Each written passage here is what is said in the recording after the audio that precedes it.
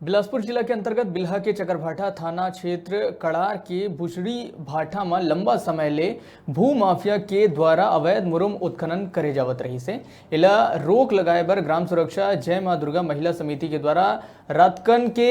11 बजे कड़ार के चुआनार बुचड़ी भाठा में महिला समिति के 30 जन ले ज्यादा महिला मन हवरीस मौका में अवैध भू उत्खनन करत 2 हाईवा और 1 जेसीबी ला पकड़े, जेकर विरोध करे बर ड्राइवर मन महिला मन से हाथापाई करे के कोशिश करीस तब महिला समिति मन के द्वारा 112 ला फोन करके उत्खनन जगह में पुलिस ला बुलाए गई। 112 ला आवत देख के 4 जन भू माफिया मन भाग गिस। एकर शिकायत करे बर 112 के पुलिस अधिकारी द्वारा महिला समिति ला बिहनिया चकरभाठा थाना जाके FIR कराए के सुझाव दे गई, जेकर बाद 2 हाईवा 1 जेसीबी 1 ड्राइवर और 1 हेल्पर ला पुलिस के कहे में छोड़ दिया गई।